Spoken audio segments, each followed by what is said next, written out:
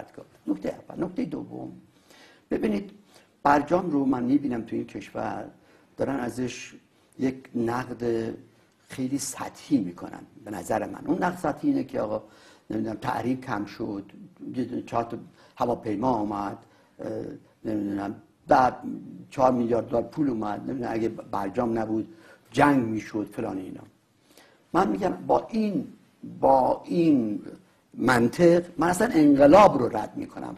آقا اگر انقلاب نبود تحریم نبود، اگه انقلاب نبود تمام امریکایی‌ها اینجا بودن، اگه انقلاب نبود 10 ها جت اینجا بود، الان خدا میدونه شرکت هواپیمای ایران چقدر بزرگ بود. این که منطق نمیشه. اما نکته سوم بگم، یعنی سومین قسمتشو بگم، یعنی من میخوام بگم ما از ذیل فصل 7 خارج شدیم یا خارج نشدیم؟ نه ببین حالا اینو میخوام بگم.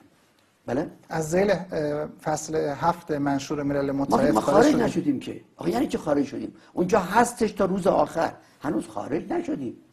تحریمایی رو که مربوط به اون بوده بعدش خود فرض چیز اگه بعدش شده بودیم که مسئله موشک‌ها کجاست؟ برای چی همین جهاد؟ برای اینکه ما تسلیم نشدیم، باختیم.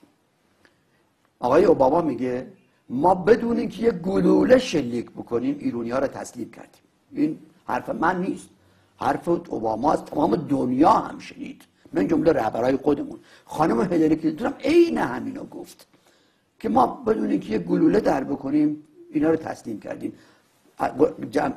سندشون رو جمع کردیم. من دارم میگم که این کشور 3000 سال با عزت زندگی کرده، جنگ کرده، دعوا کرده، ولی عزتشو نداده. ما اولین بار هست در تاریخ ایران که بدون اینکه ببازیم تسلیم شدیم. در موارد تسلیمی دیگه‌مون با جنگی کردیم و باختیم. آقا حالا یه چیز دیگه بهتون بگم آقای دهباشی، شما یک لحظه اینجوری فکر کنید که این آقای میگن اگه ما برجام قبول نمی‌کردیم تحریم بیشتر میشد، جنگ میشد. آقا فرض کنید که فردا آقای ترامپ دیوونه بیاد پشت سر پشت سر UAE امارات بگه آقا جزایر رو باید بدید، ندید تحریم میاد یا جنگ میشه. تکلیف ما چیه؟ نه تکلیف ما چیه؟ بازم همون منطقی نه دیگه. آقا جنگ میشه تحریم میشه بدیم. فردا میگن آقا خوزستان یا بده یا جنگ میکنیم. بدیم دیگه.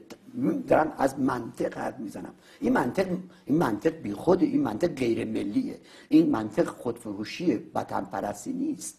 منطق این نیست که من طرفدار دیپلماسی بودم تمام زندگیم، طرفدار رابطه بودم، طرفدار مذاکره بودم، اما طرفدار فروش کشور نبودم، طرفدار ذلتش نبودم. من هم عزت داشته باشه عزت. ما باید این کار با حکمت بکنیم به اصطلاح. من دارم میگم که این منطقی که این آقایون دارن این منطق کجه. جمله اول برجام میگه ایران، نه جمهوری اسلامی، ایران تعهد میکنه که هرگز، که ایران تعهد میکنه هرگز تحت هیچ شرایطی نه بمب بسازه، نه جستجو کنه اونو یا توسعه بده. دوست عزیز من، مردم ایران، اولا تا ابد ایران و تا ابد و تحت هیچ شرایطی فردا اگه عربستان بمب بسازه تکلیف ما چیه آقای عباشی؟ آقای روحانی کجا خواهد بود که بگه آقا عجب اشتباهی شده؟ میگم آقای ظریف تو چه حقی داری که برای تمام تاریخ ایران تحت هر شرایطی تو تعهد بدی؟ اصلا همچین تعهد تو دنیا وجود نداره، اصلا وجود نداره که یه کشوری بیاد تا ابد تحت هیچ همه شرایط دستش از پشت ببنده. آقا یعنی چی؟ حداقل باید میگفتی آقا تکلیف من چیه اگه پاکستان ترکیه داشته باشه؟ تکلیف ما چیه اگه پاکستان که گداس بده با پولی هم که عربستان داره بده؟ من بگم بهتون قول میدم عربستان بمب میسازه در آینده، خیلی نزدیک، حتما میسازه. من همینجا به مردم ایران میگم که عربستان بمب میسازه در آینده نزدیک و ایران دیگه تا ابد هم نمیتونه داشته باشه. یک بار دیگه ما میشیم که همون عجمی که عربا حتی نمیذاشتن پشت اسبشون هم بریم که بو میدادیم میگفتن. جنگ بزرگترین دروغ تاریخه که بین ایران و امریکا جنگ میشد. فقط یک بار امریکا ممکن بود ایران بزنه. اونم درست بعد از اینکه عراق زد بوش شیر شده بودن، اونم 3-4 ماه طول کشید، بعدم توش اون لجن مونده. از اون موقع تا الان من به تو قول میدم هرگز برنامه جنگ رو میز امریکا برای ایران نبود. اینا میگن آقا رو میز بود، تمام چیز گزینه ها رو میزه. میگم آقا تو چرا تمام گزینه ها رو میزه فقط جنگ میکنی؟ تمام گزینه ها یعنی صلح هم هست، تمام گزینه ها یعنی آقا منظورشون صلح نبود. چرا بود؟ جنگ. آخه اوباما میاد جنگ بکنه با ایران. آقا چه جنگی؟ من داشتم یکی میگفتم آقا خیلی خیلی خیلی خیلی که اینا دیگه تند میرفتن چند تا موشک میزدن به این ور اون ور. درست شد؟ ما که خودمون زدیم این موشکو.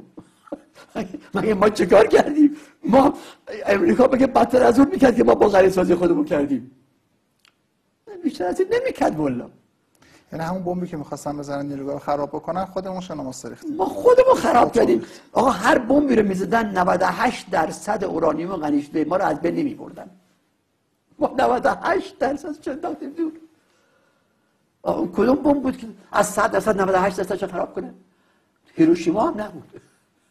من موافق مذاکره بودم، اما این آقایون نه هدف خوبی داشتن، نه مذاکره خوبی میکردن، نه تیم خوبی داشتن. جوون میدونید هوچی شده بودن و مردم هم هو میکردن اینا رو، جامعه رو کردن خونشون تو شیشه که این راهش